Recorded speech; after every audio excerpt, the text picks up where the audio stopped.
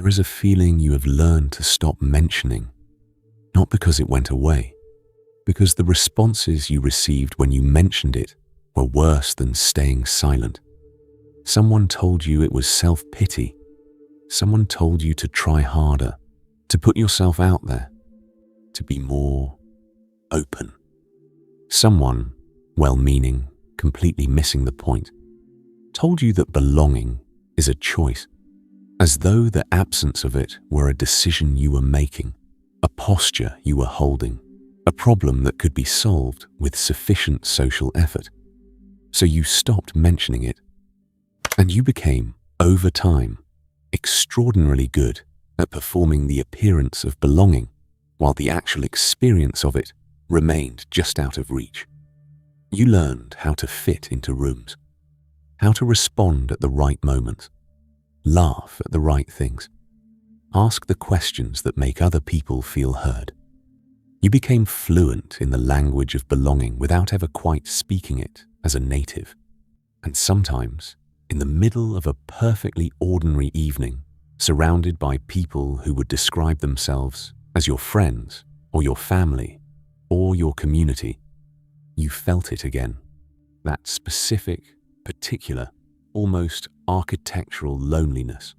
The loneliness not of being alone, but of being in a room full of people, and knowing with a certainty you can't argue yourself out of, that none of them are quite holding the same thing you are, that there is a frequency in you that the room isn't tuned to, that you are somehow adjacent to every space you enter, but never fully inside it.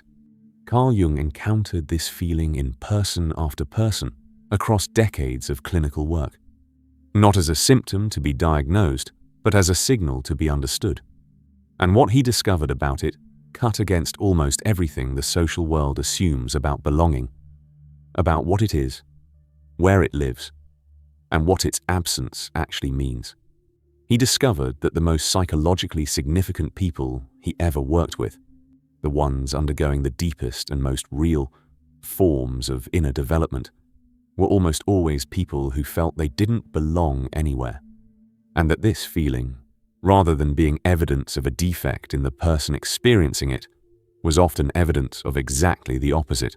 This video is about what that feeling actually is, where it comes from, what it is trying to tell you, and why the solution to it is not what anyone has ever suggested to you, because it is not a social problem at all.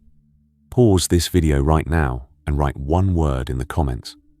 The word is the place, or the situation, or the relationship, where you most recently felt the specific feeling of not belonging, not where you felt lonely, where you felt adjacent, present but not quite inside. A dinner table, a workplace, a family gathering, a city, a friendship group. Just one word or one phrase. Write it now, because what you write there is not an admission of failure. It is the beginning of a map. And by the end of this video, you are going to understand that map in a way that changes what you do with it entirely. To understand why some people feel they don't belong anywhere, you have to start where Jung always started, not with the social world, but with the structure of the psyche. Jung's model of the human mind was built on a distinction that most psychology still underestimates. He distinguished between the personal unconscious, the individual's accumulated experience, memories, and suppressed material, and what he called the collective unconscious, the layer of the psyche that is not personal, not biographical, not formed by what happened to you specifically, but shed across all of human experience, ancient, vast, and operating beneath every individual mind simultaneously. The collective unconscious is the storehouse of what Jung called archetypes, not symbols in the decorative sense, structural patterns, organizing forces that shape human experience across every culture, every historical period, every individual life. The archetype of the mother, the hero, the trickster, the wise old man, the shadow. These are not invented characters. They are the deep grammar of human experience, present in the psyche before birth, shaping from beneath every story a person tells about themselves. And here is where it becomes relevant to the feeling of not belonging. Because the collective unconscious does not speak in the language of social convention. It does not operate by the rules that the social world has agreed upon. It moves at a different frequency.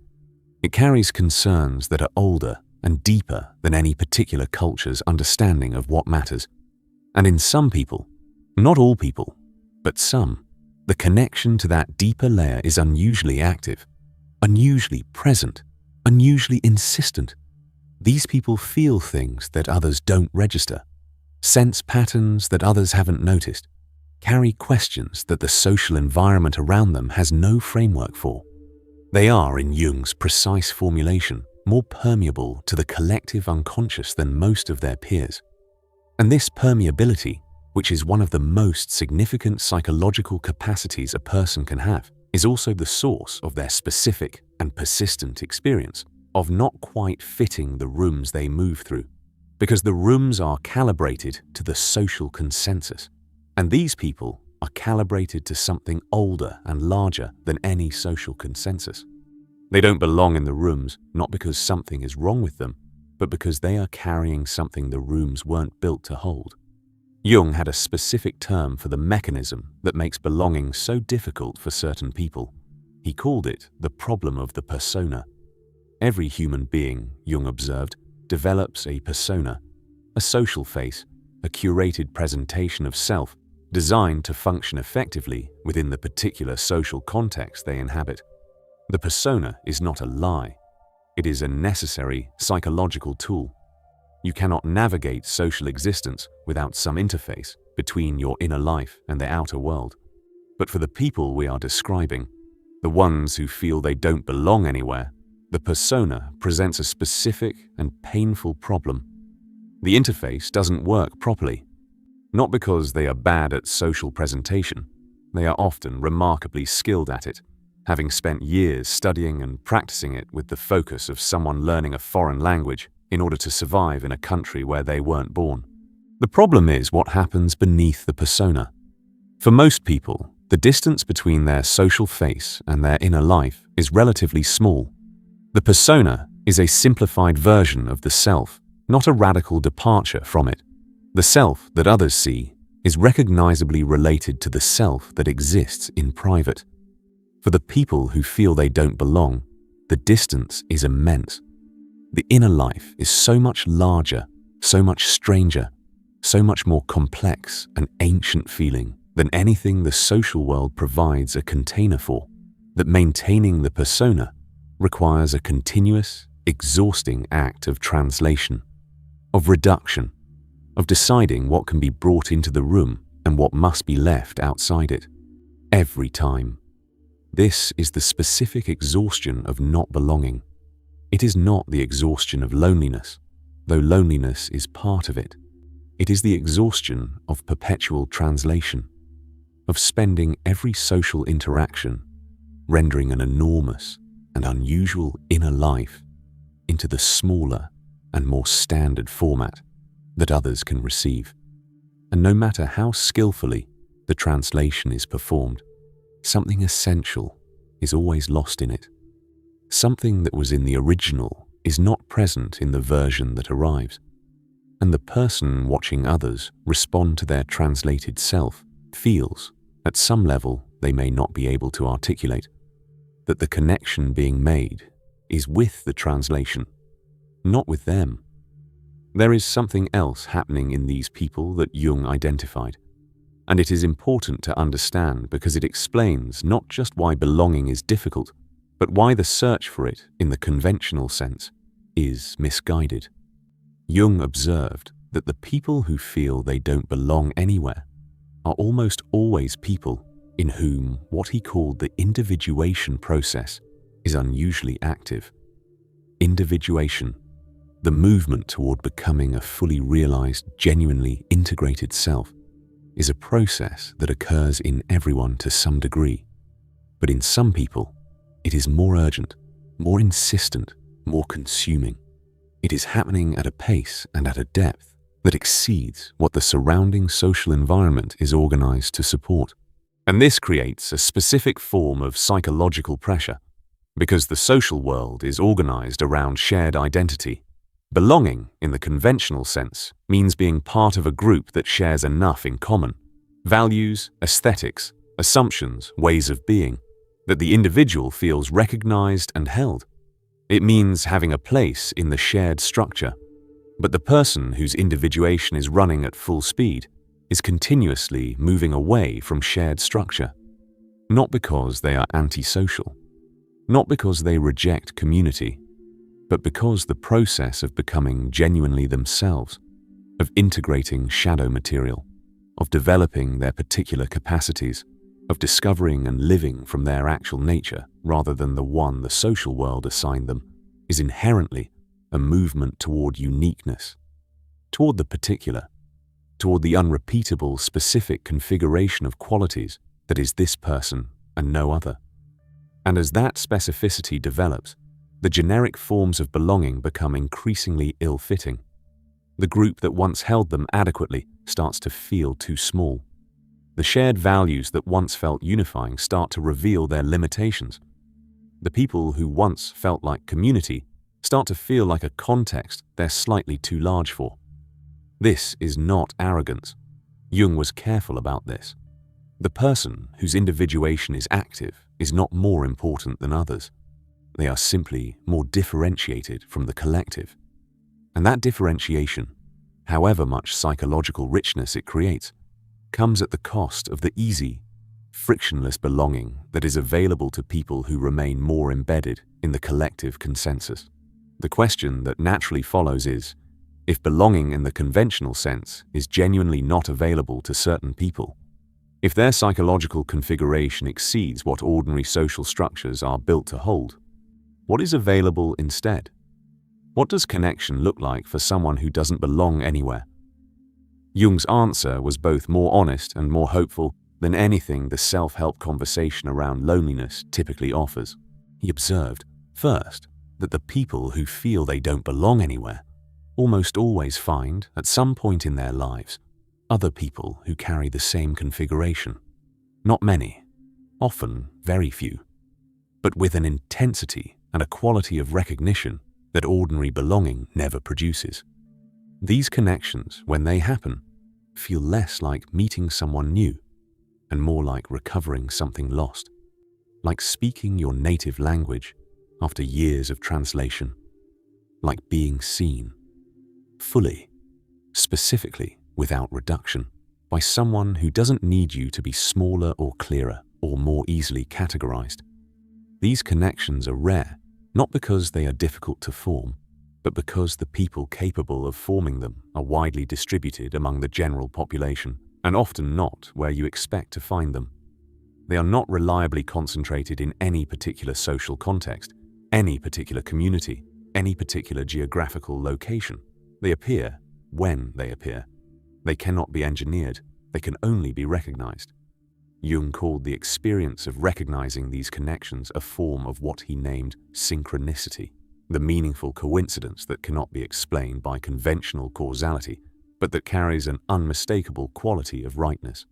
The stranger on a train, whose one sentence strikes the deepest part of your interior and leaves you different.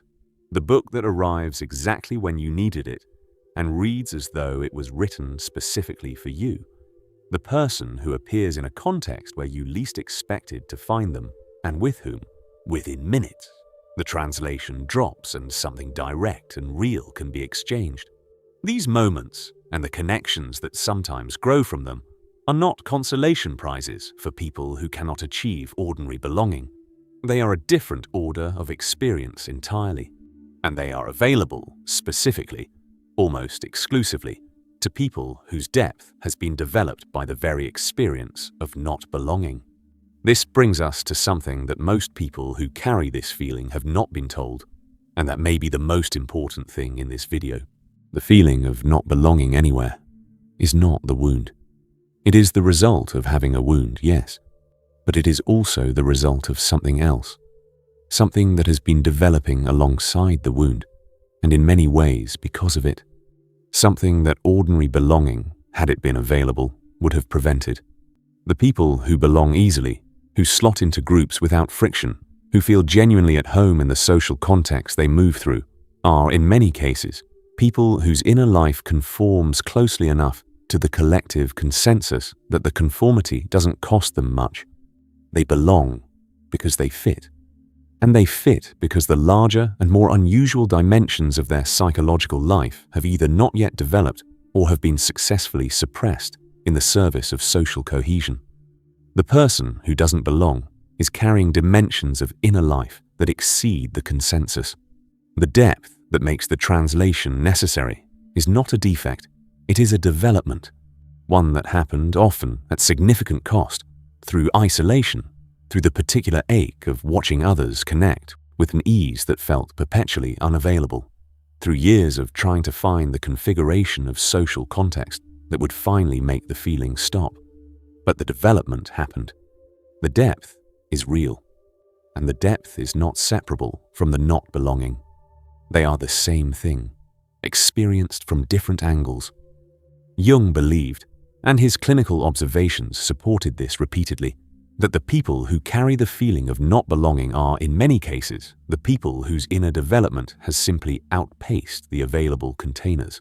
Not permanently, not irreparably, but currently, at this particular moment in their psychological development, the social structures available to them are not yet adequate to hold what they have become.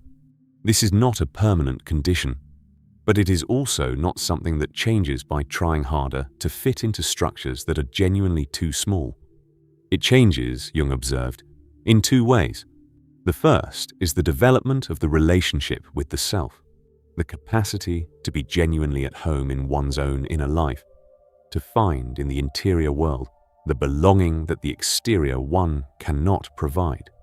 The second is the gradual discovery, through patience and through the quality of attention that sustained not belonging teachers, of the few people and contexts where the translation is not necessary, where something direct and real can land. Let us talk about the first of these, the development of the relationship with the self. For most people, the interior life is not a place they have been taught to inhabit. The culture is organized around exterior engagement, around production, performance, social participation.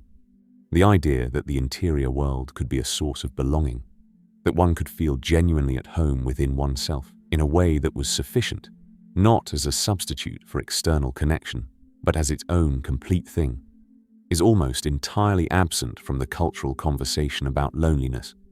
Jung considered the relationship with the self the foundation of all other genuine relationship, not a replacement for it, a precondition.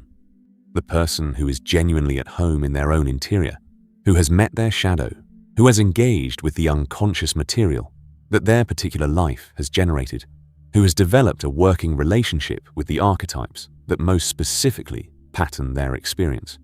That person carries a quality of interior stability that is recognizable and attractive to others in a way that the performed belonging of the ungrounded person never is. And crucially, that person experiences the feeling of not belonging differently, not because the external situation has changed, not because they have suddenly found the group that receives them completely, but because their relationship with their own interior has become sufficient that the absence of external belonging is no longer the emergency it once was. This is not resignation. It is not giving up on connection. It is the development of a self that can be alone without being lonely. Because the relationship with the self is a genuine relationship, not an absence of relationship. Because the interior, when genuinely engaged, is vivid and populated and interesting and alive in ways that solitude-averse people who have never spent enough time in their own interior to discover this, find almost impossible to believe. The second path is perhaps even more important, and it is the one that the feeling of not belonging is, in Jung's reading, trying to point toward. Jung observed that the people who feel they don't belong anywhere are almost always people who have not yet found their genuine context. Their psychological nature has developed beyond the casual context of their formation, the family, the social group, the professional world, the geographic community, but they have not yet found or have not yet recognized the contexts that were specifically shaped by and for people of their configuration. These contexts exist. They are smaller and harder to find than the mainstream social world. They do not announce themselves. They do not have obvious addresses or marketing materials. They are often found obliquely, through a book that leads to another book, that leads to a conversation, that leads to a gathering that feels, for the first time, like a room you don't have to translate yourself to fit into. The path to finding them is not the path of social effort. It is the path of becoming more specifically, more authentically, more unapologetically yourself, and then allowing the resonance that specificity generates to draw toward you the people and contexts that can actually receive it. This is counterintuitive, because the social world teaches that belonging is found through similarity and accommodation, through finding common ground, through making yourself legible and accessible to the largest possible number of people. But Jung's observation was the opposite. The people who feel they don't belong anywhere have been trying to find belonging through generalization, through becoming more generic, more accessible, more translatable, when what they needed to do was become more particular, more specific, more entirely and recognizably themselves, because the belonging that is available to them is not the belonging of the general. It is the belonging of the specific, of the few people who encounter the full, untranslated version of them and feel, for reasons they may not be able to articulate, that they have finally found someone who speaks their language. This belonging, when it arrives, does not feel like fitting in. It feels like being found. There is one more thing that Jung understood about the feeling of not belonging that I want to offer you before this ends. The feeling is not only about connection to other people. It is about connection to meaning, to something larger than the social world, to the dimension of existence that the collective unconscious carries, the ancient transpersonal layer of human experience that exists beneath all individual biography. The people who feel they don't belong anywhere are often, Jung observed, people who are most acutely sensitive to the absence of genuine meaning in the social world around them. They feel the gap between the depth of what human life contains and the shallowness of what the social conversation around them addresses. They feel, in the communities and contexts they move through, a chronic underestimation of what experience actually is, of what is actually at stake, of what is actually happening in a human life. And this sensitivity, however painful, is also a form of perceptiveness. The world is shallower in many of its organized social expressions than the people who feel they don't belong can comfortably pretend. The question they are carrying, the question about depth, about meaning, about what is actually real and what is being collectively agreed to pretend is real, is a real question, not a symptom. Jung believed that the people who carry this question have, in some sense, a responsibility to it, not a responsibility to broadcast it. The person who shouts their depth at the social world that cannot receive it achieves nothing except their own exhaustion, but a responsibility to stay with it, to let it lead, to not anesthetize it in the service of fitting in, because that question and the people who carry it are part of what prevents the collective human conversation from flattening entirely into the consensus, part of what keeps the possibility of depth alive in a world that has many mechanisms for eliminating it. The feeling of not belonging anywhere is not evidence that you are wrong for this world. It may be evidence that you are here to keep open by your very existence and your refusal to fully translate yourself, some dimension of it that would otherwise close. Before you leave, I want you to do something. Write in the comments the one place, the one moment, or the one person in your life where the translation stopped, where you didn't have to reduce yourself, where something real could land without being simplified first. It doesn't have to be a long story. One sentence, one moment, a place, a name, a book, a conversation. The moment in your life when, even briefly, the feeling of not belonging lifted. Because that moment, that specific, singular, often surprising moment, is your map. And I want to see where it is. Because the more specific you are in naming it, the more clearly you will understand what you have actually been looking for your entire life. Write it, because you've been translating long enough. And the people in the comments who write what's true, rather than what's expected, they are exactly the people you've been unable to find in the rooms you've been trying to fit into. They're here, now,